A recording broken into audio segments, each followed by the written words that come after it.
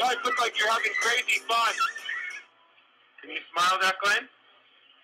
Declan, say hi. Hi. Hi. Say hi.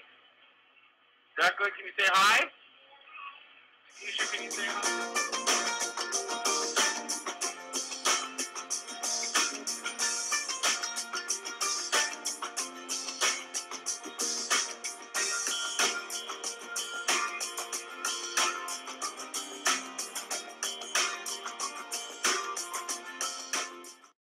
Great. How are you doing? Good. So the last time that we talked, we were on the air. Yes. And we were talking about the 4 assets. Assets. Positive things in a child's life. Exactly. Exactly. Maybe we can recap a little bit on that. One of the assets were... I believe it was peer interactions. Peer interactions, which would be like family, sitting down at the dinner table. Oh no, sorry, not peer. I mean, not family. We're talking about friends. And you had talked about your blood brother. Exactly, my blood brothers and friends. Climbing that tree. Yeah, you remember that. I do remember that. Yeah, Desmond and Kevin Cockell. Yeah. Yeah, that was awesome. It was awesome. So then the second one would be? The adult interactions. Adult interactions. And that can be adult with child and adult to adult, and how you can control and contribute to your child's development and what they need. All right. And then the third one, I don't remember the other two. Sorry. So the third one was nutrition and sleep. Nutrition and sleep. And then the fourth one was, my goodness, after school programs and physical exercises activity. And all that kind of stuff. Yeah. So I guess today we're going to touch a little bit upon the number 3 and then kind of end up with a little bit of number 4. Yeah, I think which so. would be exercise. And then, you know, as this goes on, we'll get more into detail. We're just basically kind of touching base on some of the things that parents should be aware of right now. Yeah. So I guess starting off with number 3, it's really important, and everybody knows this, about nutrition. I mean, how you feel your body really represents how you act during the day, right? Yeah. So I'll let you take it away a little bit. Well, I just think that we should start with saying the influence of a parent, right? So if we combine those 2 puzzle pieces together, that might be a nice way. Okay. We're having a big truck come into our way. It's okay. Our audio is awesome. Great. So peer adult interaction with children right from the get-go. So from infancy right up until the time they leave their house, it's important that you allow your child to have good nutrition. Exactly. So if you breastfeed when you first have your baby and then you introduce them to foods gradually, it's so interesting how, you know, whether or not you're feeding them organically or making your own food or buying jarred food, parents do a really great job, I think, overall, at feeding them like those vegetables and rice and following a really strict diet. Until they get to that point where they go, "Blah," or they go and spit it out everywhere. My son, I remember my son, he would eat everything, right? And I started introducing him to like ground up carrots and potatoes and all that kind of stuff. And I can't remember, I think I fed him, it was beets or something like that. And he'd never done this before. Right. But he stopped and he went, and just spit it out everywhere. It was like amazing. It was amazing. So anyway, sorry. No, so what this is interesting is, okay, so what does the parent do then? Does the parent go, oh, the baby doesn't like the beets and the carrots, so I'm not going to feed the vegetables anymore, or maybe not that one, until they find a vegetable that they're going to actually digest and like? Yes. Or do you force feed your child the beets and the carrots? What did you do? What did you end up doing? Actually, I put the beets in a separate container next to him that he could learn to start eating on his own. Wow. And I continued feeding him all the other stuff that he actually liked. Okay, so there was other vegetables that he liked. Yeah, there was tons. There was tons of stuff. He's like me. He's not picky. So, so what you want to do is, you know, you want to make sure that you're giving them options of good foods to choose from, right? Okay, exactly. So then, interesting enough, that baby turns into a toddler. Yes. And parents are still obviously, you know, very influential with how and when they feed their child and what time of the day they feed their child, right? So routine is really important. And if you start a routine, again, from infancy onwards, then you should maintain that. Exactly. the expectation is, though, as soon as a toddler says no, it's done. It's over. It's done. over. And right? the parent caves generally. Yeah. But you know, you are the pillar. You're the role model. You're the person that's going to say, you know what? You essentially start the children off on their habits of good eating. That's right. And routine. That's right. You know. So then you're going to set a set time where they're going to have a snack, and you can also empower your child to eat when they're hungry, because we're all self-regulated, and innately children won't starve themselves. So it's really, really fascinating is that if your toddler says, I'm not hungry, trust that, right? Yeah. So, but it's still your job to make sure that they're fueling their body and that they're eating good food, right? So I know times are tough, and I understand that, you know, schedules are varied and people rush around, but if you plan ahead for your day, and seeing your child off to toddler or daycare or school or whatever, you have the final say, right? That's right. And so it might take a little bit extra time to cut those carrot sticks or celery sticks, or, you know. But it's worth it in the end. Absolutely. It's worth it in the end because, I mean, like I said in the beginning, the nutrition in the morning fuels the child for the day. You know, That's and right. that goes right into being able to retain information. That's right, because it's all interconnected. So the basic needs are food, clothing, and shelter. Exactly. And good stories. And good, yeah, true. We like good stories. But so it's so important that, you know, we start off on the right foot with nutrition. Now, how do you see some of your friends or, you know, the parents that you've taught to cope with their hurried lives? And so what I mean is, like, you know, I've seen people, you know, of every type of family make excuses and say, you know, I'm so busy, both of us are working, or I just don't have the time. So, like, what has been your experience? Well, what I've been dealing with a lot recently are middle to low income individuals. So what I've been finding a lot with a lot of the people that I talk to is things are tight, things are tough, and as you know, when things are so tough, food is very expensive. So I've been talking with people who have been going to the food bank, and you know, the food bank is a great fill-in, but as far as nutritional, it's not so much there. So I think one of the things that parents need assistance with is to be able to get access to affordable, healthy food, not just food. Right, and it's so true, because, you know, and I'm glad that you brought that up, because the food bank is a Band-Aid, right? It is. It's a Band-Aid to a bigger problem, food insecurity. And food insecurity in BC is actually quite high right now. Yes, and so basically what that means is that the farms have been challenged because they're bringing, like, companies are coming in, like Walmart's and all of these big companies, and they're offering food from Mexico and other places for much cheaper. And so farms unfortunately closed down, and then you've got that box store that's there. And then people who might have gone to the farmer's market to get food, fresh foods, are now forced to go to Walmart. And if they're in low income situations, it might be a better financial to get that box for them, and to get that box of Kraft Dinner. Exactly. And again, it's you know, it's a bigger issue than we can even. And not to say that Walmart doesn't carry good, healthy food, because they do as well. Oh no, they do. It's just. But but food insecurity, that's how it happens. Is it we sort of, you know, make our farms a little bit scarce, right? Exactly. So, to getting back to where I was, what I'm seeing a lot of is the parents of middle to low income are finding themselves in a situation where they're cooking Kraft Dinner and wieners, not able to afford so much meat, not able to afford, 5 to 7 days or 30 days of vegetables and greens and fruits and stuff like that, because it's so expensive now. So these are some of the things that I'm seeing. And now one of the most intelligent thing that I've seen someone do is actually make vegetable and fruit smoothies.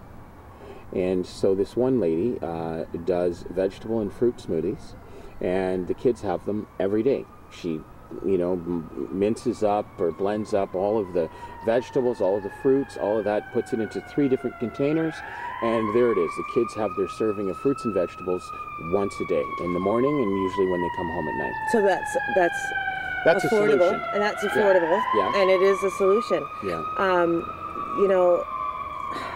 And I get that people think that it's more expensive to eat healthy. Yes. But it's planning. Yeah. And it actually is not more expensive to eat healthy. Okay. And there's been a recent study, and I'm going to actually have to follow up with that, because that is a myth. Really? Yeah. It is a myth. Because I know myself that what I paid last year with my kids compared to what I pay this year to get the same amount of food. Okay, so we're talking about quantity of food versus quality of food. Those are two very separate issues. So if we look at what the Canada Food Guide recommends for 2 to 3 servings of vegetables, 2 to 3 servings of fruit per day, and you said that your friend does smoothies, so that's cost affordable. If you cut up an apple, like a serving is the palm of your hand, right? It doesn't mean that you have to eat like a whole bunch of grapes. Exactly. So you could be buying a bunch of grapes and a bunch of bananas, and that's it for your kids for the week.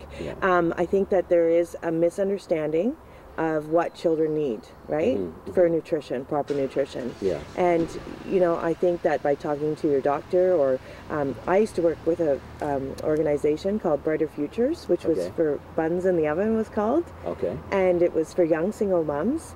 And we educated them on what foods and how to prepare foods cost affordably.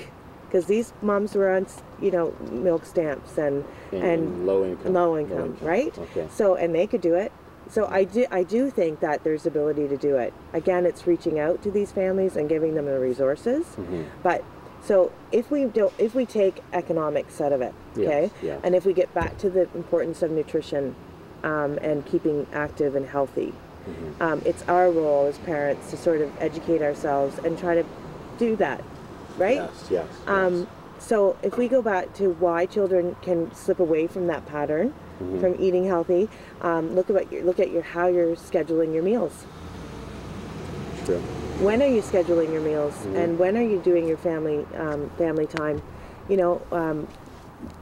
I think we feel the same way about this, is that it's important to sit down as a family. Exactly, it is. And you bring that up, and it's really funny. I was at, where was I at actually? I was at a restaurant earlier this week, and I haven't had my kids with me, so I've got a lot of free time, and when I see other parents with kids, it really, I really pay attention to how they interact.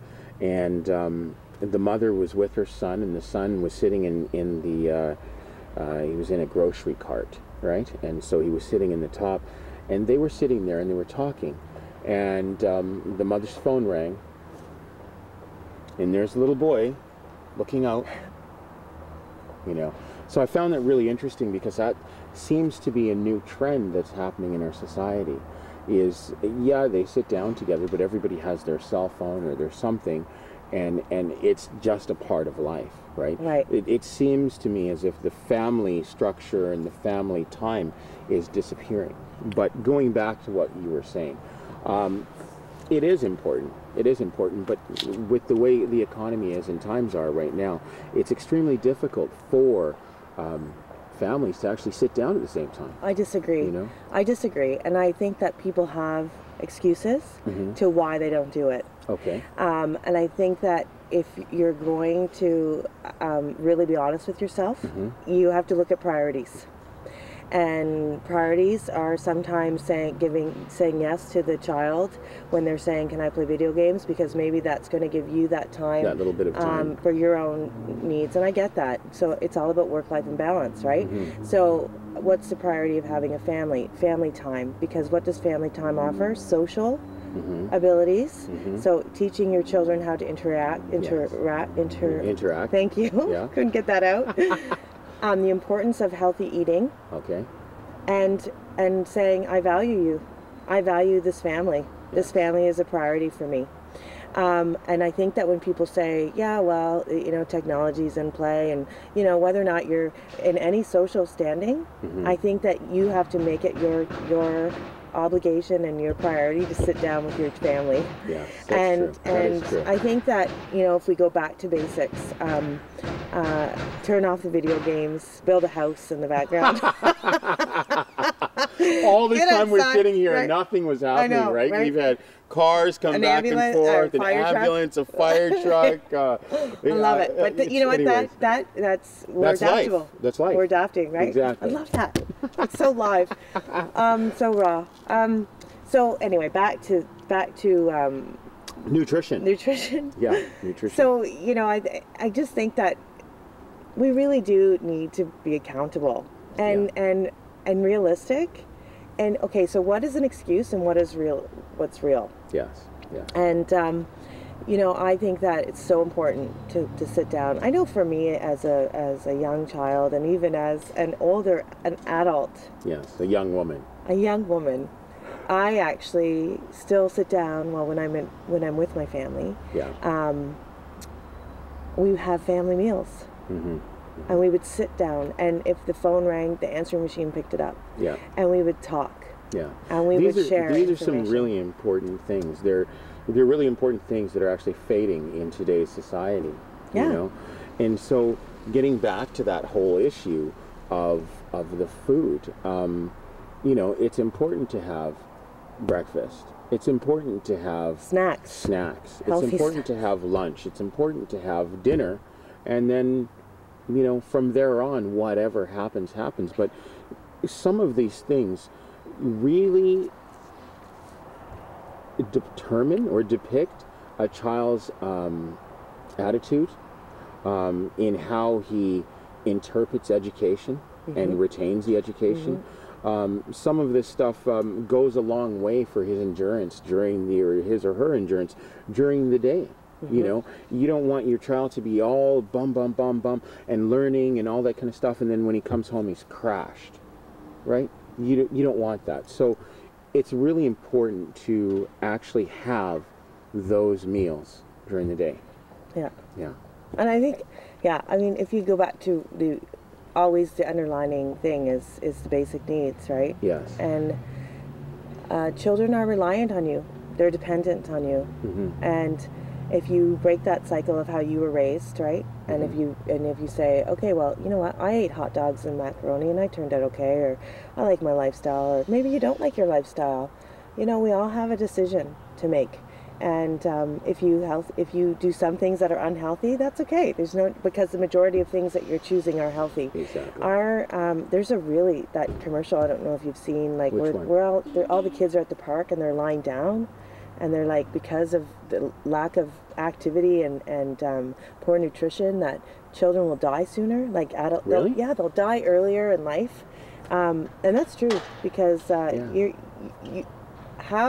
what your body needs, right? So, food, water, activity, and it just is what it is. There's no arguing it. There's no negotiating it. Exactly. If you want strong bones, you do strength training and you eat properly. And if you want good cognitive ability, you eat properly. You play outside. Yes. You know, people. You know, like when people sit and play video games all day. Oh, my child's so smart. That's memory. They're social. They could put on those little microphones and talk to their friends, but that is social, yes, to a certain degree, and I'm not arguing that, but it's all about balance. Exactly. Right? We have to really balance our lives. And so being active is another component which I think we're going to talk about today. But if we go back to nutrition, some of the challenges that I've heard is that my child won't eat any vegetables. Well, do you eat any vegetables? Exactly. No, I hate vegetables. Do you really? No, I'm saying okay. That's what I hear. I love vegetables. Yeah. I eat a lot of stir fries. But so it's how you make that macaroni, right? You can mask things. You can put tomatoes in it. If they're eating hot dogs, then you can take the hot dogs out and maybe put in some other healthier proteins. Again, it's just taking the time, and the National Food Guide, and it's there, Canada's Food Guide. All right. And And what I'll do is I'll put a link underneath this show to some of the things that we've talked about in this actual segment.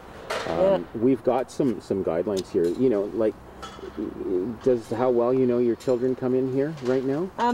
Yeah, I think so. Okay. You know, we talked about that. We briefly talked about that.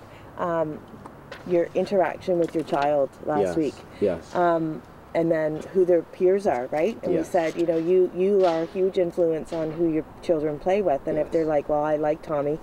Well, yes, Tommy is your friend, but maybe Tommy's struggling with things, right? Yeah. So, and I'm not saying bail on the kids that need support, but, you know, if you're not there to support Tommy and your son, then you don't know what kind of trouble your son's going to get into. Exactly. Or daughter, and are they going to make the right decisions? Yes, you hope so, because you hope that you've empowered them. But, you know, life is going to be filled with lots of these challenging moments. So it's just important that we educate our kids to know who is okay. And if it doesn't feel good, don't do it. Mm-hmm. Mm-hmm. So how well do you know your child? No matter how much time you spend with your child, it's always important to know something about them and find out what you don't know. So there's 30 questions here. Mm-hmm. So you can jot down the answers as I read them, maybe, listeners, on a separate piece of paper. And then you're going to schedule a time to sit down with your child and see how well you did. So not only will this quiz give you an opportunity to grade yourself, but it can help you learn more about your family. Perfect. So who's your child's best friend? Number one question. Okay. And this will be for children, obviously, in the school system, preschool up to, let's say, grade 12. Okay. What color would your child like her room to be? Right? Yeah. Did they have a say in their physical environment? Exactly. Who is your child's hero? What embarrasses your child most? What is your child's biggest fear? What makes your child really angry? What are your child's favorite and least favorite subjects in school? Mm-hmm. In gym, would your child rather play basketball, do exercises, or run relays? What is your child's nickname in school? What is your child's favorite music? What is your child's biggest complaint about the family? If you could buy your child anything in the world, what would be his or her favorite choice? Or first choice, sorry. What is your child's favorite television show? What accomplishment is your child proudest of? What was the biggest disappointment in your child's life in the past year? What is your child's favorite sport? What non-school book has your child most enjoyed recently? Which of these chores is disliked most? Drying dishes, cleaning his or her room, or taking out the garbage? Good point. Does your child feel too small or too big for his age? What would your child like to be as a grown-up? What gift from you has been cherished most? Does your child prefer to do homework after school, after supper, or in the morning before school? Who is your child's favorite teacher? What person outside the family has most influenced your child's life? What is your child's favorite family occasion? Does your child feel liked by the children at school? Would your child's first choice for a vacation be camping, trip, a visit to the big city, or a boat trip? And what foods does your child like or dislike most? Which would your child prefer as a pet, a cat, a dog, a bird, or a fish? And what is your child's most prized possession? So, when you ask your child these questions, be honest with yourselves. If you score 30 to 25, if you get 30 to 25 of these right, you listen well to your child. Okay. And keep up the great work. 24 to 14, right?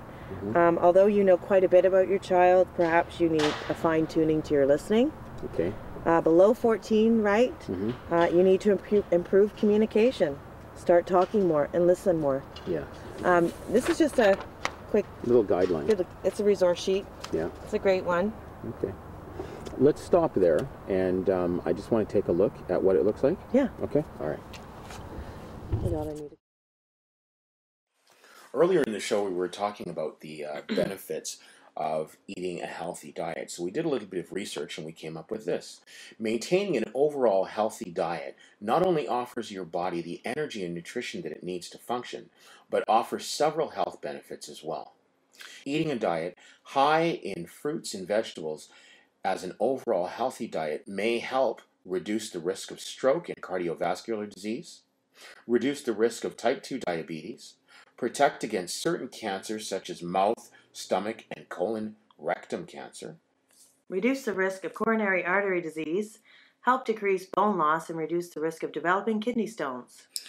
No fruits or vegetables have cholesterol, and most are naturally low in fat and calories.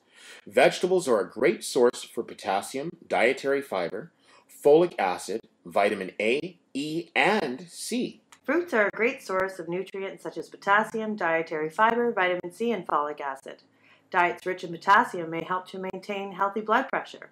Dietary fiber helps reduce blood cholesterol levels and may lower risk of heart disease. Folic acid helps the body form red blood cells. Women of childbearing age who may become pregnant and those in the first trimester of pregnancy should consume adequate folic acid, including folic acid from fortified foods or supplements. Vitamin A keeps eyes and skin healthy and helps to protect against infections. Vitamin E helps protect vitamin A and essential fatty acids from cell oxidation. Vitamin C helps heal cuts and wounds and keeps teeth and gums healthy. Vitamin C also aids in iron absorption. Grains, especially whole grains, provide several health benefits. Grains provide essential nutrients and help reduce the risk of developing chronic diseases. Eating a diet high in grains, especially whole grains, as an overall healthy diet may help with weight management, reduce constipation, reduce the risk of coronary artery disease. Grains provide nutrients such as dietary fiber, B vitamins, and minerals. Dietary fiber may help reduce blood cholesterol levels and lower risk of heart disease. B vitamins are essential for your metabolism by helping your body release energy from protein, fat, and carbohydrates.